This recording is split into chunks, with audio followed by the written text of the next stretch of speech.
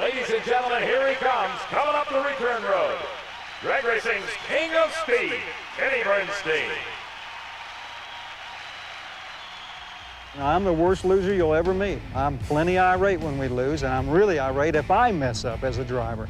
But that's part of it. But you show me someone that enjoys losing, I'll show you someone that's never won. It's that simple. Because when you win and you get that taste and it's in your blood, then you don't want anything else but that. So you work hard to achieve that feeling again. Why the vigorous pursuit of speed? Well, speed is what first brought hot rodders to California's dry lakes, a pristine opportunity to test the outside envelope of their mechanical abilities. That hot rodders hobby grew into a nationwide sport, fueled by drag racing's thrilling one-on-one competition, winner take all. Drag racing has matured into a major American motorsport. Drivers and crew chiefs are superstars, but the bottom line is still the top end, speed.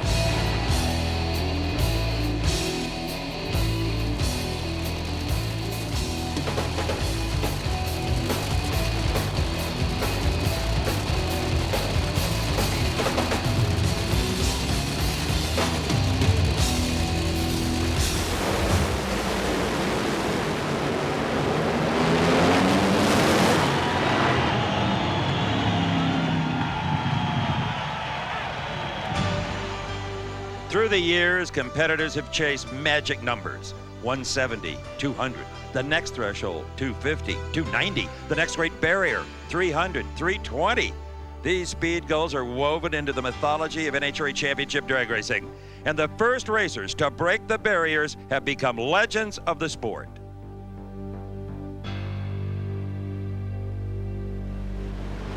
As the 1992 NHRA Championship drag racing season began, everyone was talking about the assault on 300 miles per hour, calling it the last great barrier, racing's final major threshold. Nobody said it, nobody needed to, everyone knew. The first team to 300 would enter the record books a legend, even if all they ever accomplished was that one magic run. 300's the magical number, everybody liked to do it. You can see the speeds have gone up. I mean, 290 is getting to be common. You know, the Snake ran 296 testing up in Bakersfield. I think it's going to happen, but not for 6, 8, 10 months. I think the way that Kenny Bernstein's car runs mile an hour, I think that he could do it. They ran real fast early on last year and at the latter part of last year, so I think they're definitely top contender. It's just going to take a good track like we got here at Pomona and some good air. And we're going to get it. Either us or Amato or Austin or one of the cars are going to click that 300, but things just have to be right, and they're just not right yet. The guys, Dale, Mike, all the guys, everyone, Charlie, Keith, Fletcher, all of them, Dave Skog, worked the whole winter to try to achieve running 300. Every time they put a piece on the car, they said, is this too much weight? Is this going to hurt us? I mean, they really took into consideration, and Wes Cerny, of course, was a big part of that at that year in '92 also. And they put everything they could to making that car go 300. It was a goal that we wanted to try to achieve. The question mark is still there. Will anybody be able to exceed 300 miles an hour here in Gainesville, Florida? Kenny Bernstein up in the spectator side of the racetrack. And there it is, 300 miles an hour, 301.70 for Kenny Bernstein. I can't even believe it. I just can't believe this. Holy cow. Would you believe I told you I wasn't sure it was a very good run? We just kept working hard towards it, but I kept thinking that, boy, it's going to be such a magical day when you stand on the starting line, whoever does it, and you look up at that scoreboard and the first number comes up a 3 instead of a 2, which we had been looking at for the last, 15 years. And it was just a very magical day when we were standing there on the starting line at Gainesville and that 300 came up. In fact, I didn't even see it. I just saw the good ET and turned around and I started walking to the car when I heard this tremendous roar in the crowd. And 300 jumped into my head, but I was scared to turn around to see if it was 300 because there was something big had happened. And I was hoping it was 300 and I turned around and by then the guys had jumped on me and 300, you know, it was terrific. It was probably the high point of anything I had accomplished, including world championships.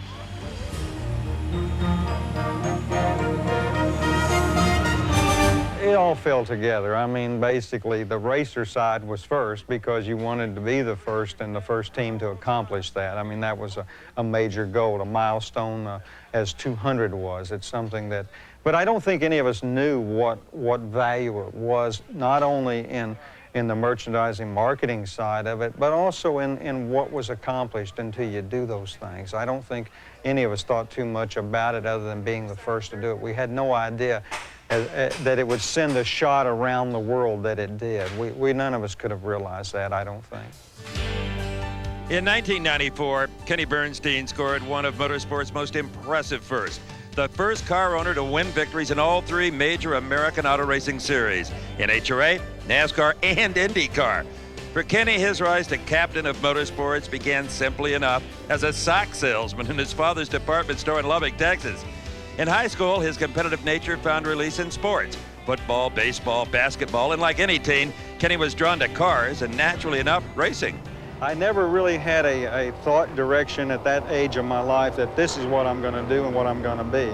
I knew what I liked. I think that's what it boiled down to. I knew what I enjoyed. I enjoyed athletics, I enjoyed competition, and I certainly enjoyed cars at that stage of my life, 17, 18 years old. But I don't think I ever looked at it and said, this is the way I'm going to make a living. No, I think later, when I was 18 or 19, 20 years old, then I looked at it a little differently and said, boy, I'd sure like to do this for a living. But in those days, that was very difficult to do. We raced as hobbies in those days. Those were weekend warriors, as we called ourselves. And we worked during the week or went to school and raced on the weekends. But it's the dream of every person who races to make a living behind the wheel. The reality in the early 60s was that few were able to survive strictly racing. And those that did so as touring professionals. For enterprising Kenny Bernstein, the next best thing was a job that paid his bills, but still allowed him to compete on the Texas Pro Fuel circuit. When I was about 23 years old, I had a territory, Texas, Louisiana, Oklahoma, and Mississippi, and that was my territory that I traveled. Well, it just so happens it corresponded in most cases with my racing, too. And I was selling ladies' ready-to-wear in those days. In fact, a sports line called Manhasset Casuals, which were stretch pants in those days. And it was a hot line, and it kept me plenty busy, made me a lot of money. But I would coordinate my travels to where I was racing on the weekend. If I happened to be racing in Amarillo, Texas, for instance, I would go in that area of the country, West Texas, and spend the whole week selling, and to be on the weekend in Amarillo to race. And then Monday morning, I'd pick up again and take off and go to the next area. So I kind of coordinated those two to make them work. And it wasn't a bad life. It was pretty good because at 23, 24, 5 years old, it gave you a little bit of money. You got to go racing and did a lot of traveling. Now, some may not like to hear this, but drag racing circa 1965 was primitive. Tracks were sprouting up like mushrooms. Competitors and officials were just coming to terms with safety at 200 miles per hour, and even top field racers retained a sense of run what you brung. For a racer with dreams of glory, it was the perfect training ground. Well, the biggest memory I always remember is when you had to sit over the rear end. You put your legs over the rear end to get to the clutch and to the accelerator, and your bottom was stuck into the back of the third member, and that was always pretty intimidating to me.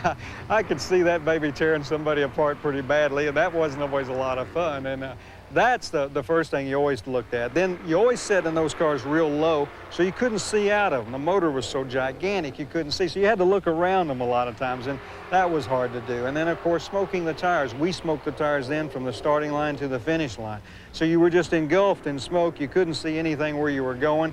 They blew oil out of them all the time, covered you up. I mean, I used to have rags tied on the back of my gloves to wipe the oil from your goggles as you're going down the racetrack. And that's the way we raced in those days. That's what it was all about. Kenny likes to characterize his success as luck. Well, in 1973, Kenny made national headlines with a runner-up in funny car at the NHRA Winter Nationals.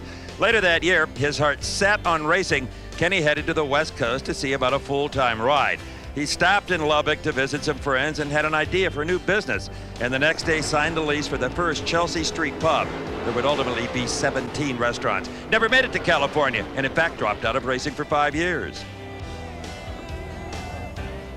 When the restaurant deal started, it became so involved and so much work and so many hours in the day that you had no time for anything else, even to think about anything else. So when I made that decision to do the restaurant, I put everything I had, 100% of my body and mind, into that.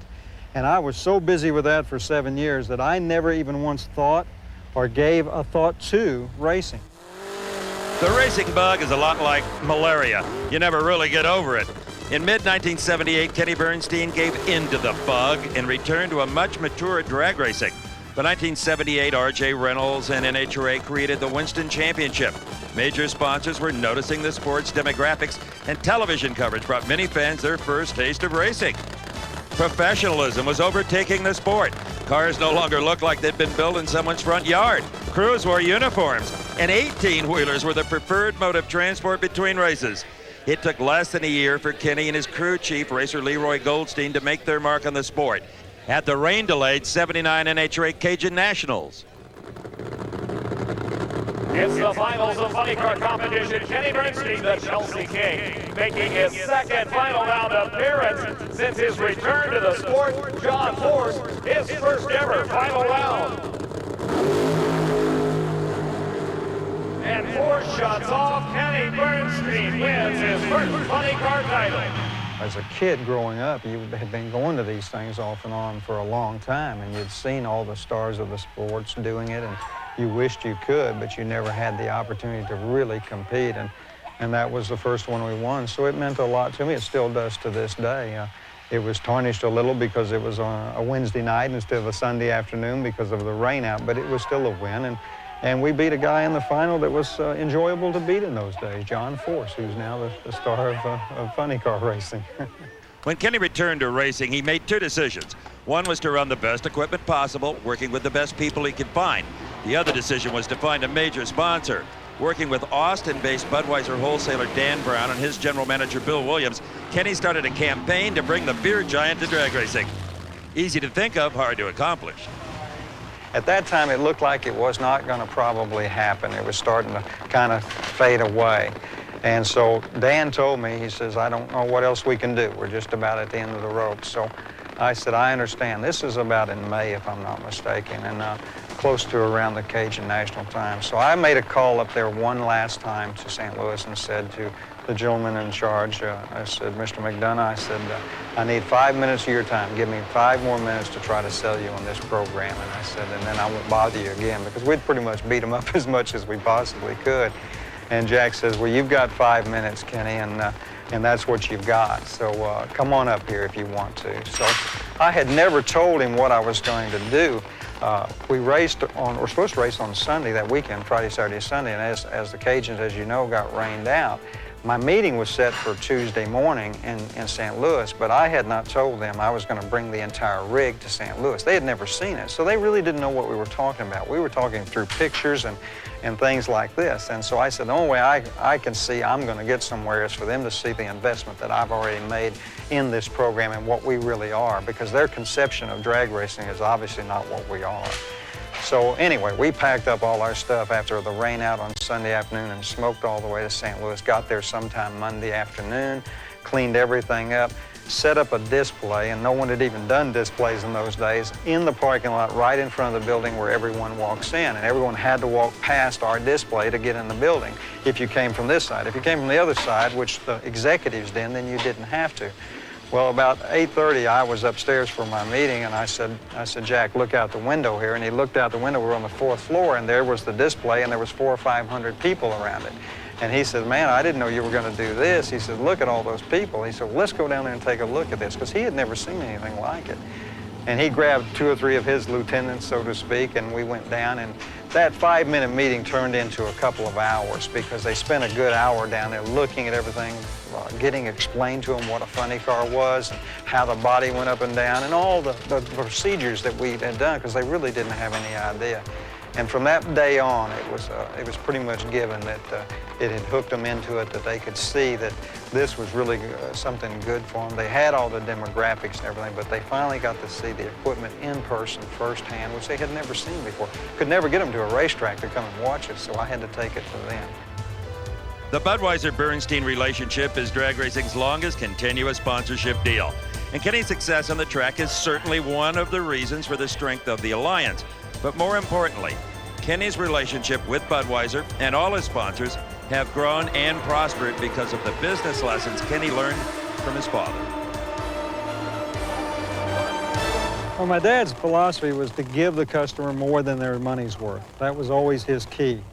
If you give them a good product at a good price and a lot of that product, whatever it may be, they're probably going to come back to you. And that's the philosophy that I've tried to take through life. It was with the wrecker service and certainly with the restaurants and certainly with racing. And they all equate, whether it was a salad that was this big, obviously, that people couldn't eat all of it, and they'd say, holy cow, this is fantastic, or it was in the towing service where you did something extra for a car dealer that he didn't have to pay for in order to continue your business to grow, or in racing where you do more than just race a race car. Those are all giving more to the customer than what they're paying for. And that's the main thing he taught me. And the second thing he taught me was try to control your own destination. If you're going to succeed, it takes a lot of good people to go with you to help you do that. But if you're going to fail, you need to be part of that too. It can't let someone else make it fail because you weren't there taking care of it.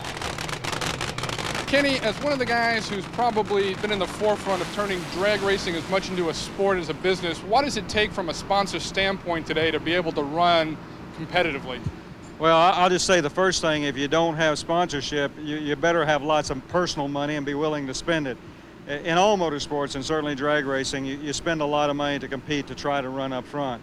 And I'll be the first to tell you again, if we didn't have the Budweisers, the Quaker States, Mac Tools, Hooters Restaurants, and all the other small associates on these cars, we couldn't do it. Now, you see a lot of drivers throw their sponsors out there on TV interviews and everything, and everybody says we get tired of that. But let me tell you, folks, it's really important because, honestly, we wouldn't be here for you, the fans, if we didn't have these great sponsors. When Kenny and Dale Armstrong joined forces in 1982, they changed drag racing forever, and in the process became superstars.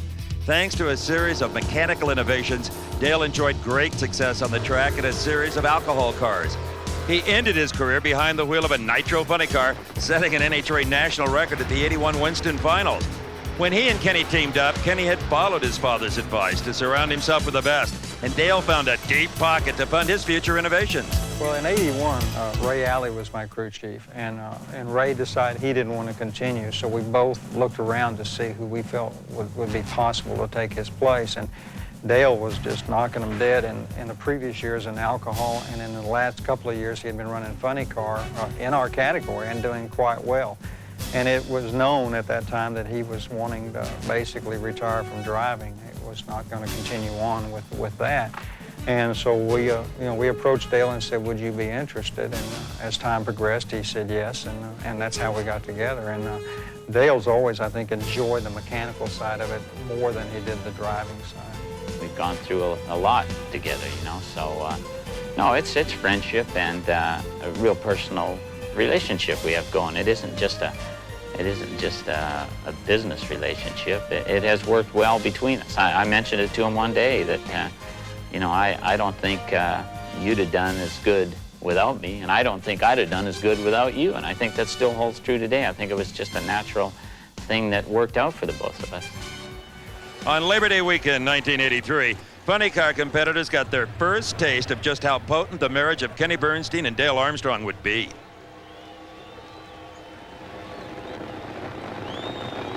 It's time for the finals of the race within a race, the Big Bud Shootout, and it is Kenny Bernstein trying to take some of his sponsors' money. His opponent is Al Sacrini. $50,000 at stake on his run. Sacrini up in smoke. It is Bernstein, 590 at 252. Just as strong on Monday, Kenny and Dale found themselves in their first U.S. Nationals funny car final. Trying to make it 2 wins the same weekend for the big bucks. Kenny Bernstein against Tommy Anderson. The winner here, the champion of the U.S. Nationals.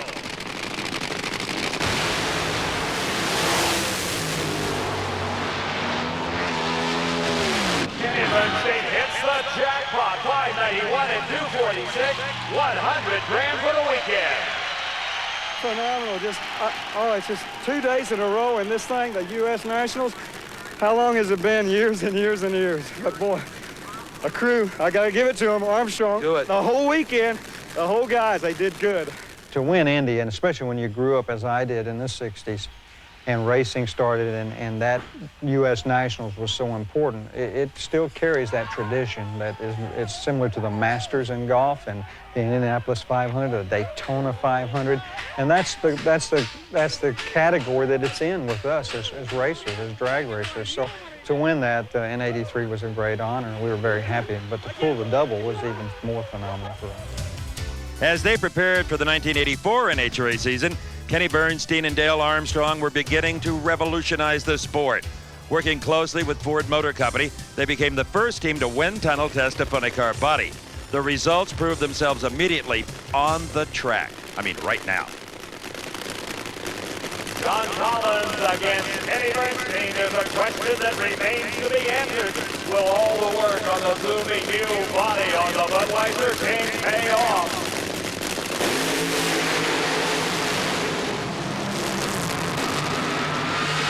Bernstein marches on for the win, and look at the scoreboard. The first funny car over 260. 260? It sounds like science fiction. It's getting that way, isn't it? I'm telling you, I don't know where it's going to stop. It's just going to get better.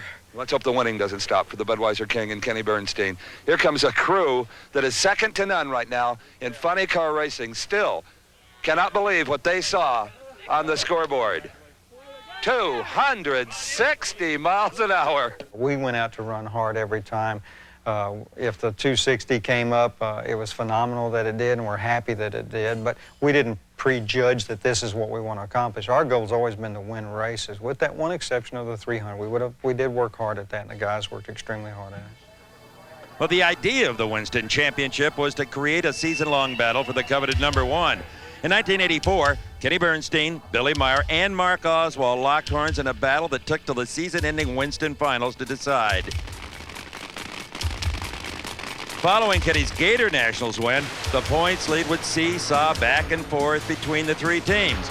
Kenny would add runner-ups at the Southern Nationals and U.S. Nationals to his '84 final round appearances, while Meyer would win back-to-back at the Southern and Cajun Nationals, also win at the LeGrand Nationals, and runner-up at the Summer Nationals. Oswald, meantime, would win the Spring and North Star Nationals, and when the smoke finally cleared at Pomona, Kenny and Billy had come close, but it was Mark Oswald.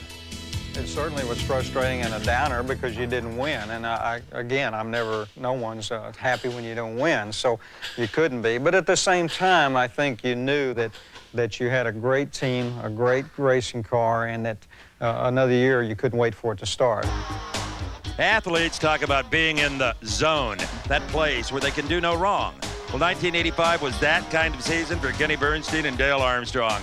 They finished the year with 6 national event wins and 9 final round appearances at 12 national events, and it wrapped up the championship before the other funny car teams had a chance to compete for it. The Gator Nationals Championship on the line. It is the Budweiser King, Kenny Bernstein, up against John Lombardo, driving Raymond Beagle's blue back entry. For Bernstein, he hopes for a win here. It would kick off 1985 in fine style. He finished third in the points a year ago, and Lombardo up in smoke. Bernstein got the win, 570 at 254.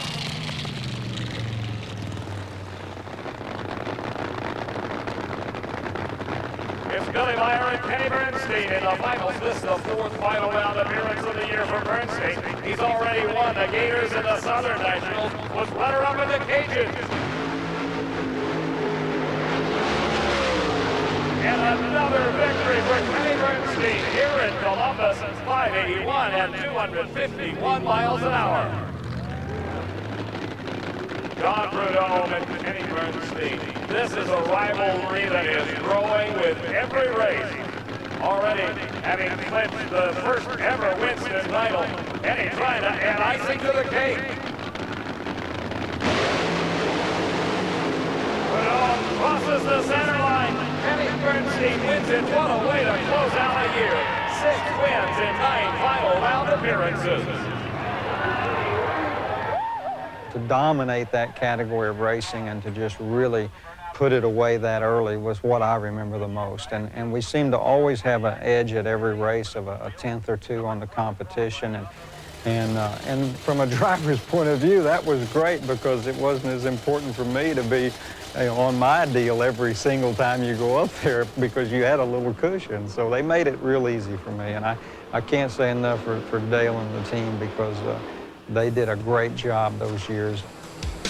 By 1985, Kenny Bernstein had begun to branch out, forming a sports marketing company, everything from apparel to on-track catering to show cars. Also in '85, impressed by his management style and on-track success, Quaker State approached Kenny and asked him for a proposal to run a NASCAR Winston Cup team.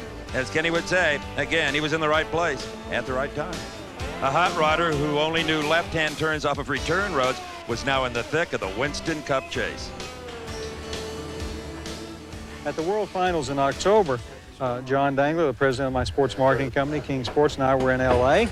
We were riding up from my home in southern part of L.A. up to Hollywood area for some meetings, and I get a call from the Quaker State guy and says, "Hey, listen, can you be here tomorrow morning?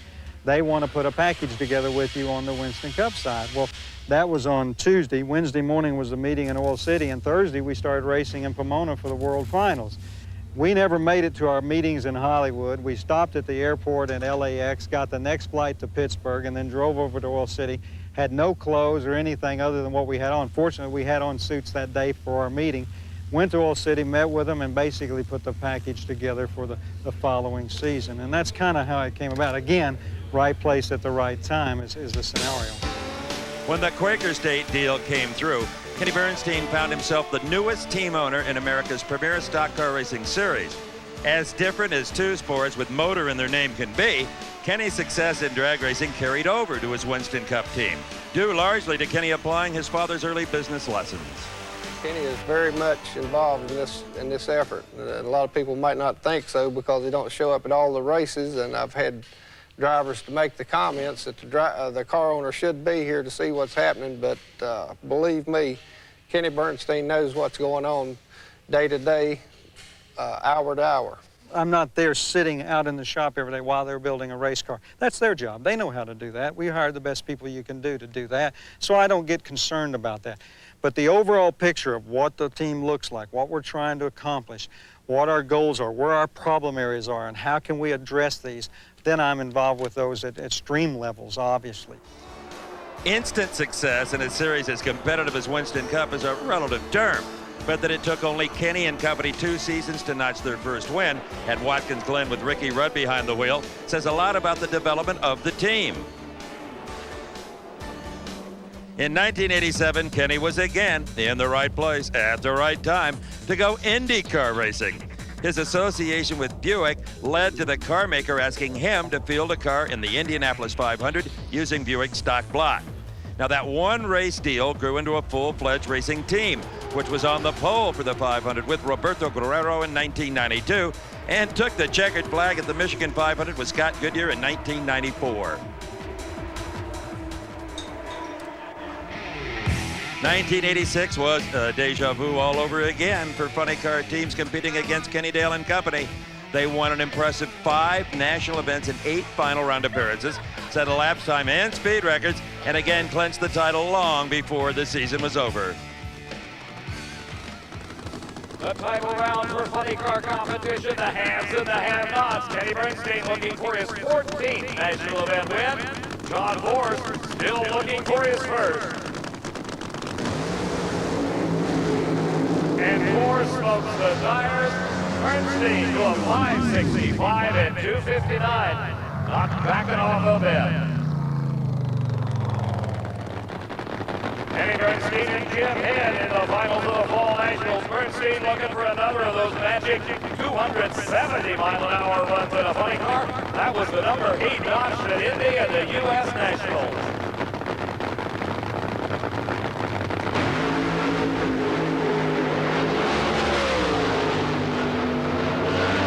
Falls a little short of 270, 259 miles an hour at 559. Two legends in the funny car final. Tom McEwen against the Budweiser King, Kenny Bernstein. 542 in qualifying. Bernstein's got a substantial advantage. Kenny popped another one.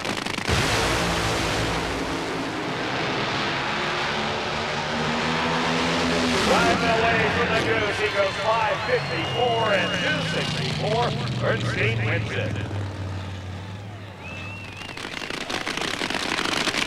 Kenny Bernstein and Billy Meyer get ready to wrap up the season in funny car competition here at Pomona. Vying for his third win in a row will be Bernstein.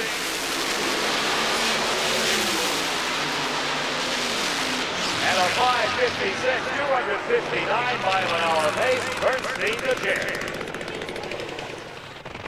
In March of 1986, Don Garlits became the first racer through the 270-mile-an-hour barrier. A year later, during qualifying for the U.S. Nationals, Kenny Bernstein rode his Budweiser King to the sport's first 270-mile-an-hour pass in funny car. Computer monitoring of engine functions, wind tunnel sculpted bodies, inventive new fuel systems, and clutch development, all part and parcel of Dale's contribution to the success of the Budweiser King. All part and parcel of why they proudly wore #1. You don't have to egg him on to be innovative. He pushes it out there pretty hard. Sometimes we have to try to calm him back and pull him in and say, hey, wait a second. There were times in the funny car days we didn't change on anything for quite a while because we were so dominant there was no reason to. But once you start losing a little ground, then you have to start pushing. But even in the funny car days when we were dominant, Dale was still looking for other areas to try to make it better, to go to for the next step. There were certain times we had 2 or 3 things lined up to go to when we felt it was necessary, and that was a great feeling to have at that time. I guess stepping back a minute, you say where we had the edge, we really did for the last 3 years, say, and I've thought about that a lot, why we had that edge and why we were managing to stay ahead of the rest of the competitors and come up with the new innovations. And really, when you look back on it all and think, why is this car going quicker and quicker, and how it did it step by step, it all relates back to information we derived off the race pack computer. And the reason we got such a good jump on these guys 3-4 years ago was that we were instrumental in developing that computer for use on these cars. But now everybody's got them computers and they're getting all the same information that we got, and so consequently we're all bunched up here. So we got to look at other ways of improving the power and so forth. 7 for 7 in '87. Well, it never made it as a bumper sticker, but it accurately describes the year Kenny and Dale had. 7 national event wins and 7 final round appearances. They were so dominating, clinching the title by the Keystone Nationals, the points battle for second held more drama. Just like it is on the high seas with the America's Cup battle, it is Australia and America duking it out in the funny car final. Kenny Bernstein against Australia's Graham Cowan. Bernstein hoping to start off 87 at the end of 86. And he does it handily. A big fire for Graham Cowan. He hits the onboard extinguishers, the fire goes down. Bernstein wins his first ever Winter Nationals. John Force and Kenny Bernstein again in the final round, and Force still looking for his first ever title. He's been in 9 final rounds and yet to win. Bernstein from the #1 qualifying spot. 2 final round appearances and 2 wins for the Budweiser King.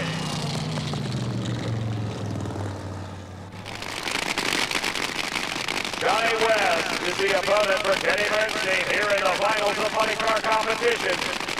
Probably on Hawaiian Punch entry. Bernstein in the Budweiser King. His third final round appearance from 87. #1 qualifier was Bernstein, and West crosses the center line. Bernstein wins again. 5:76 and 2:58. Mark Oswald, the 1984 Winston champ.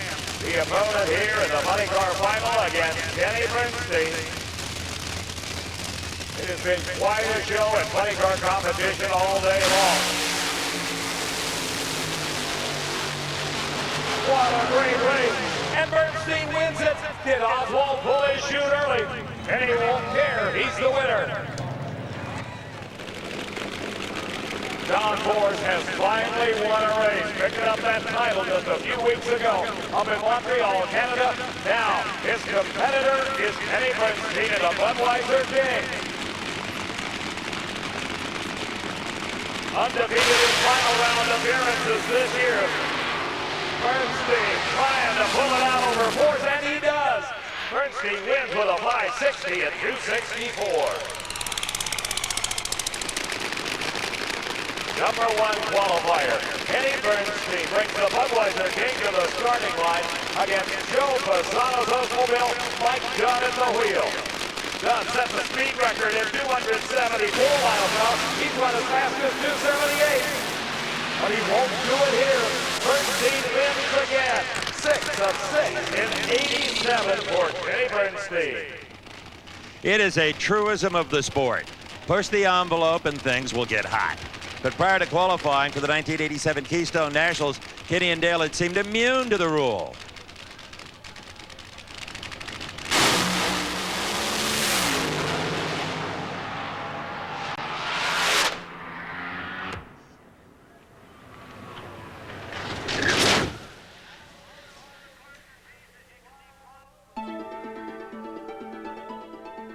I looked at it this way. I always look at crashes like that as law of averages. It ain't going to happen again the next day. It happened to you once. You bought some time for a while, so I don't look at it as it will happen again because, again, it really doesn't. Those are freaky things that take place. They're not daily routines, so it doesn't take place. And not only that, the guy stayed up all night and worked on it, got it ready to go the next day of the races, and Armstrong comes up to me and looks at me and says, well, old man, do you think you can handle this again? I said, well, if you can stay up all night, I can drive it. So, you know, we got out there and did good that day. We actually wrapped up the championships, and we almost won the event, which would have been phenomenal. But I can't say enough about the effort that was put into that from the team. They just did a phenomenal job because it was burned to the ground, and the ground was burned, as you said. By 1988, the top funny car teams had caught up to Kenny and Dale, mechanically, plus the luck bank called in some of Kenny's earlier loans. After 3 years of otherworldly performance, the Budweiser team seemed decidedly human en route to narrowly winning a fourth Winston championship. Mark Oswald, number 2 in the Winston chase in 87. He won it back in 84. Up against Kenny Bernstein. Now Kenny's got the advantage. He ran 5:31, set a new record in the process, and has top speed at over 278 for the Plumbers. Oh, the King does march on. 5:35 and 278. Bernstein dominates. Funny car, round number 1 competition. It's Kenny Bernstein up against Jerry Caminito. Bernstein worried about the consistency. He's not done as well as he did in 85 and 86. A red light start for Bernstein. Caminito gets a giant break, and Bernstein's wondering, what's happened to my luck? Here is a real battle of the haves and the have-nots. It is the Budweiser King, Kenny Bernstein, probably the best funded team in funny car competition, up against Eric Reed, one of the few black competitors driving in nitro competition. And a round win to Eric Reed. Now that's something that Eric will never forget. Kenny Bernstein into the final round. His opponent is Brad Tuttle. And Kenny having only 3 final round appearances here in 1988 after those outstanding seasons in 86 and 87.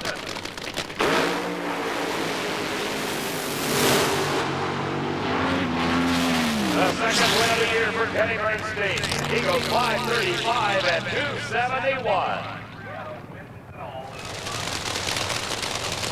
A year ago, Kenny Bernstein was on fire trying to dodge the guardrail here at Maple Grove. Now he's in the final round against Ed McCulloch at the wheel of the Miller car. The Battle of the Breweries. What a driving job by Bernstein. He wins it by just a matter of inches. What a rivalry this is turning out to be. Kenny Bernstein and John Ford. Here it is, first round. And Ford and Mark Oswald nipping at Bernstein's heel, trying to take away that Winston crown.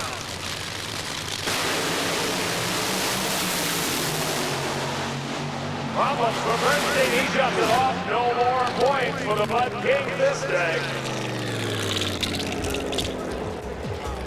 It's a phenomenon we have all experienced in school, at work, with personal relationships. People set expectations for us based on past performances. For Kenny and Dale, staying at the top once they got there put them in a glass fishbowl pressure cooker, intensified by their own desires, the competition, and the fans. I'm not pushed by pressure. I think that, like I say, I just drive myself hard enough just because I want to win myself, you know. So I'm not bothered by the pressure, but I'd rather have the pressure, on the other hand, being here at the top and having to face the pressure than be down there, you know, one of the 8th, 9th, 10th, 11th car or something where nobody's even paying attention to you. I think that's more pressure. I think pressure you build up a lot in yourself, but it's truly a fact that it is there because your sponsors want you to win and you want to win, so you do build that pressure. I think bottom line is if we had never been a world champion, there'd be more pressure. I think once you become a Winston World Champion, they can never take that away from you, and that really, really, believe it or not, takes a ton of pressure off the shoulders. In racing, the laws of nature and physics demand that for everything you try that works, expect at least one thing you try to fail. For the better part of 4 years, Kenny and Dale could do no wrong. So it was inevitable that in 1989, the laws of nature and competition would catch up with them. Trying for a record 5th Winston Funny Car title, the Bud team won 3 national events and was runner-up at 2 more, but it lacked the consistency that had been its hallmark. For every win, a first-round loss. For every runner-up, a second-round loss. At season end, Kenny passed his Winston crown to 20-year veteran Bruce Larson. Once you get one, you want the next one, and the next one, you never want to stop. Like I said, anytime you have a taste of success and you win, and as much as we did back in those days, you don't like the feeling of losing even more then than you do now. So your goals are to win the next year and the next and the next and keep it going. You know it's not going to last forever, but boy, if it'll ride for 3 or 4 years, let it go because it's a great feeling. Long and sleek, low-slung, nitro missiles. There is nothing in all of motorsports like them. They are the kings of the sport. And in 1990, Kenny Bernstein and Dale Armstrong made the move into Top Fuel.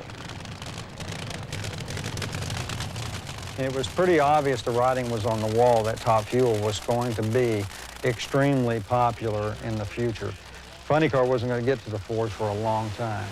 It certainly wasn't going to get to 300 miles an hour for a long time. But the Top Fuel cars were already bumping 290, 291, and 2 pretty fast. And I felt really at that particular time that for our sponsor, we needed to be in Top Fuel racing because that's where the publicity was going to go. And I felt that from the beginning. The second reason was that Dale and I both wanted the challenge. We wanted to make the change and do battle with those guys in Top Fuel and be, on a given Sunday, the fastest and best car that was there all day. And we weren't initially real successful with the dragster. And a lot of people made more out of the transition than what it was, saying that, you know, yeah, there's a bigger change than what you thought, but I didn't feel that way. I felt that when we did switch to Top Fuel, we weren't on the top of the game in Funny Car. We were having troubles in the last year that we ran the Funny Car. So we had problems to overcome even if we had stayed running the Funny Car because, I mean, Bruce Larson won the World Championship that year, and then the next year we went to Top Fuel.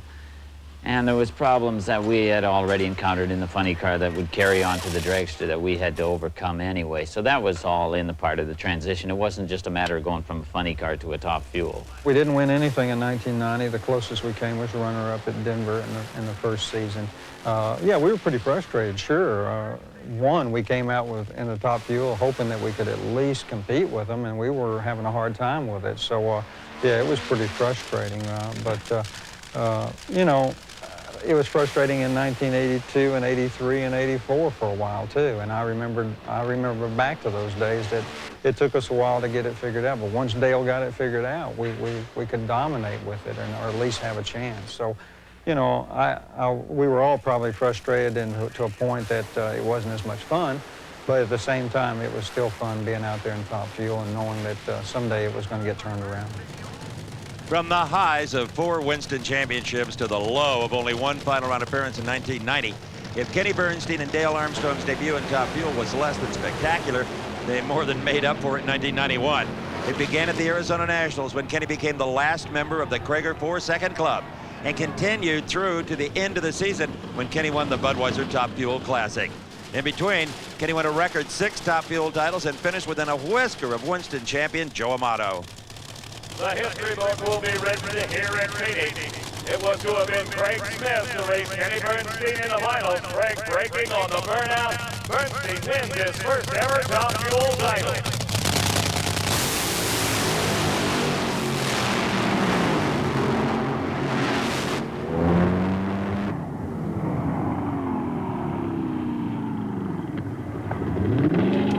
Welcome back to the world of winners, Kenny Bernstein. Oh, thank you, Steve. It's been a long 18 or 19 months. I'm telling you, it's been tough, but Dale and the guys never quit. Budweiser, Quaker State, and Mac Tool and Eagle Snack stuck with us and finally made it. I'm sorry that Craig had some problems over there.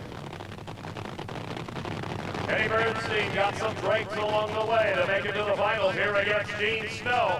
In the first round, he got a bye as Doug Foxworth broke. Then in the second round, he kicked the rod right out of the finish line against Tom McEwen. Bernstein also holds top speed of the meet thus far. Here he goes 494 at 291 miles an hour.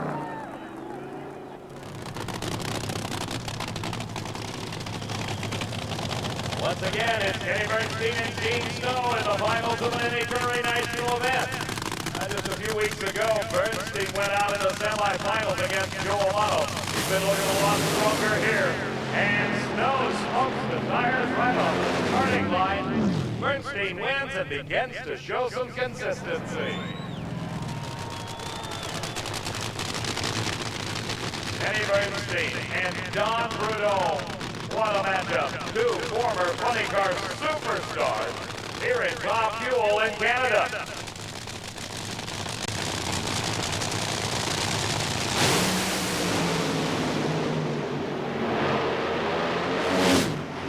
A great race, 5:02 to a losing 5:03. Bernstein the winner. Bernstein against Amato in the Top Fuel final, and this race could be pivotal for each driver's Winston Championship home. Bernstein did not have a whole lot of luck this year, but believe it or not, he's still in contention. Amato is the leader. Bernstein's got the advantage off the starting line and uses it to win. 5:03 the winning time, 5:02 the loser. The biggest race of the year. The U.S. Nationals, it is Kenny Bernstein and Matt Austin, and what a disappointment for Austin. The backfire through the supercharger on the burnout hands the win to Kenny Bernstein. His sixth final round appearance of the season goes up in smoke, and Austin says, if only I had been alongside. If it is true that the public is fickle and only wants what's hot at the moment, then drag racing fans are the exception to the rule, loyal and supportive throughout thick and thin. Nothing offsets the disappointment of losing, no matter what it is, but it's great to come back and see the fans still care about you, and they still say to you, Kenny, it's not your week. Next week you'll go get them, and yes, that makes you feel good, but it's awful hard to enjoy losing, believe me, with anything. But we have a lot of great following, and we appreciate it. Again, I can't stress enough, the fan is so important to our sport. To become a Winston champion requires consistency throughout a season, not just winning performance at some races. And that lack of consistency, first and second round losses, cost Kenny and Dale the championship in '91 and haunted them again in '92. These two drivers have met before, but it was in funny car back in 1986 at the Fall Nationals. Kenny Bernstein against Jim Head. The winner here, the Winter Nationals champion, Top Fuel.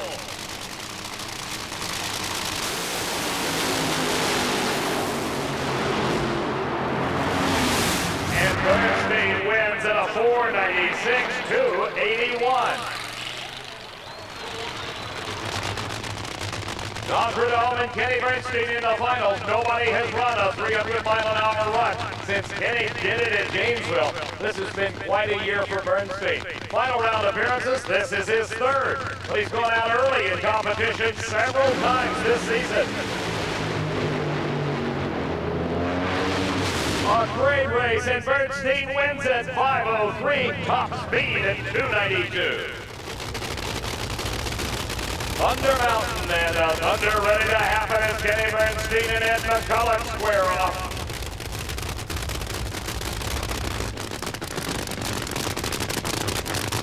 Bernstein thus far the only racer over 300 miles an hour, and McCulloch up in smoke. Bernstein takes the title at a 5:16.268.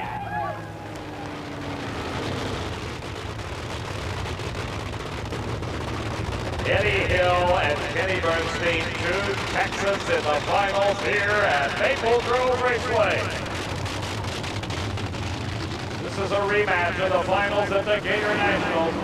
The quickest driver in history against the fastest, and speed prevails as Bernstein wins 484 at 297. Following Kenny's 300-mile-an-hour blast at the Gator Nationals, no one else was able to duplicate his speed. In fact, the next time fans would see 300 on a scoreboard would be Kenny's 300.4-mile-per-hour blast in qualifying at the Summer Nationals. Now, that was the upside. The downside was a first-round loss to Jack Ostrander. In 1992, race fans would only see 300 one more time when Kenny and Dale ran 301.2 miles per hour in qualifying for the U.S. Nationals. At the Chief Nationals, Kenny and Dale lowered the elapsed time record to 4.79 seconds. National records are a source of pride to any team, but they don't win races. In Dallas, Kenny went out in the second round to Shelley Anderson. You push the envelope every time you go to the racetrack, every time you go down the racetrack. You take what it will give you based on atmospheric conditions and track conditions, and you're trying to push the envelope every run. I can't remember once that the Budweiser King team and Dale Armstrong hasn't pushed that envelope as much as it will give us. And we overdo it many times, but at the same time, we'll pull up those numbers that astonish ourselves and the world at the same time. Painters say there is nothing as exciting as a fresh canvas. Within the borders of the stretch material, there are 1,000 promises. For drag racers, the canvas is the NHRA Winston Drag Racing Series, and the first brush strokes are the Winter Nationals. Perhaps it is the nature of the word promise, the idea of having hope, that makes us forget there is a downside, a darkness hidden in the expectations. It is the optimist in us that looks at the positives of a season just past and believe it portends good for the upcoming season. But a glass is neither half full nor half empty. It is simply a half a glass of water. Therefore, promises are not always a guarantee of good, just a reminder to expect. Kenny Bernstein and Dale Armstrong began 1993 with promises of success, but what they found instead was the dark side. Kenny Bernstein and Joe Amato in the finals here in Pomona. Kenny hoping for a big start to the year. He finished third in the Winston Chase back in 1992. Who was the champion? You got it, Joe Amato. Problems for Bernstein. A disaster for Kenny.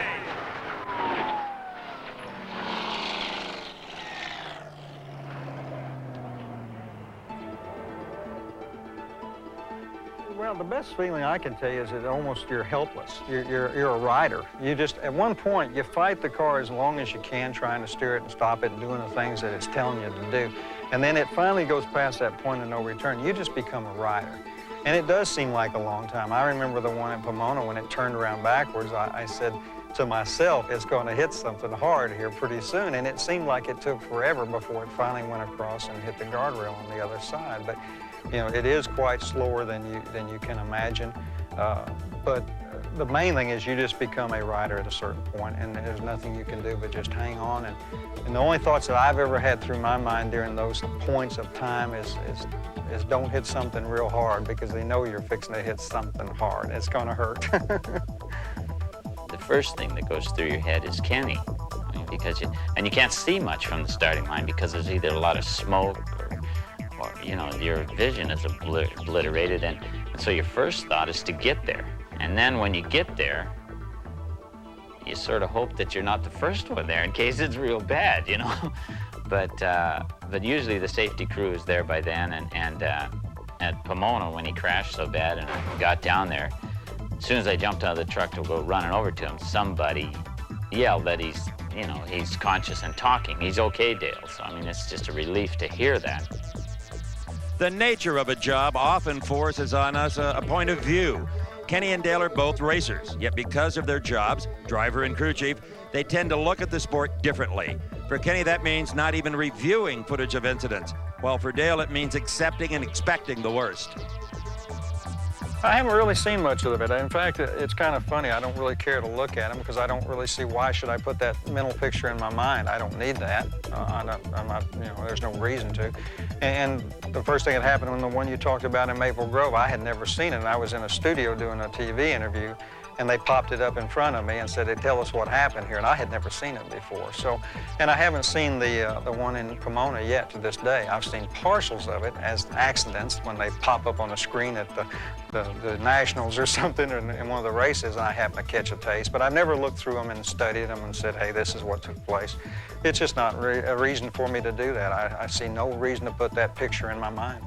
I myself try to visualize a run before it happens, rather than just standing there unprepared. And I mean as far as what the car's going to do, but also try and visualize some kind of a disaster so that what you can do and prepare yourself for it. And try to prevent it. I mean, that's when you're always looking at what could go wrong here that could get a person in trouble and injure somebody, you know. So you just have to, make yourself do that instead of just going along and getting in a pattern where nothing ever goes wrong, because those things, once you get lax, they'll jump up and really bite you. Bernstein Daniel, the opponent for Kenny Bernstein, here in the finals at Englishtown, New Jersey. Bernstein has fallen on hard times here in '93. Since the Winter Nationals, he's only made one semifinal round appearance, and that's when he lost to Eddie Hill at the Southern, and problems for Rance McDaniel. Well, Kenny gets a big break here. He will win this event on a bye run, as Rance McDaniel has problems on the burnout. Bernstein, 487 at 297.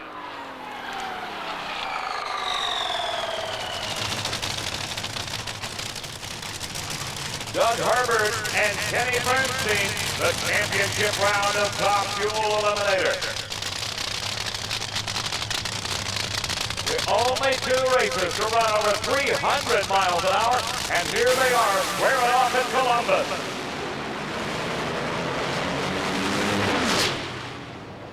Doug Herbert pulls off the upset and wins the race. The mark of a champion is not how they win, but how they handle losing. Champions will find hope even in defeat, and their belief in themselves will carry them through the low times. There's nothing that I'm going to ever do if I don't have a chance to compete and win, that I'm not going to do it. And that means the monetary ability to do it, the parts, and the personnel. There's no fun in anything I think you do if you can't be the best at it or have a chance to be the best. And I say have the chance because that's what you're asking. Let me have the chance. If I succeed, then I've done good. If I don't, at least I had that chance. Racing gives you only a little bit of highs. In business, you may get a high every day by selling a bigger number than you did the day before, or having more business and doing more volume than you did before. Racing's the same, except you only get a few of those wins every once in a while, and there's a lot of lows. But you got to remember, what keeps you going is that win and that championship. It doesn't take much. It's just, every once in a while, 2 or 3 times a year, and all of a sudden, you're in the thick of things, and your feeling about life is a lot different. They are statistics the Budweiser King team would like to forget. A compilation of 1994 results heading into the season-ending Winston Select Finals. 6 first-round losses, 4 second-round losses, 4 semifinal round losses, only 1 final round appearance, and a DNQ, his first since July of 1983, ending a streak of 168 races qualified for. Kenny had won at least one national event every year since '81, and that streak, too, was in jeopardy in '94. Here at the last race of '94, Kenny Bernstein is hoping to regain some of the luster that has carried him so well over the seasons, up against Connie Cullen in the semifinal. Not been a good year for Bernstein. 6 times he's gone out in the first round of competition. Look at that, 311 miles an hour to 477. The mechanical end of it in our sport is probably greater than some of the other motorsports. So when such things as a record low ET or record mile per hour is accomplished, yeah, it's quite a feather in the cap of the crew that's working on this car. The last race of 1994, and the question on everybody's mind is, can Kenny Bernstein go even faster? He's already run 311 miles an hour. His opponent, Corey McClenathan in the McDonald's dragster.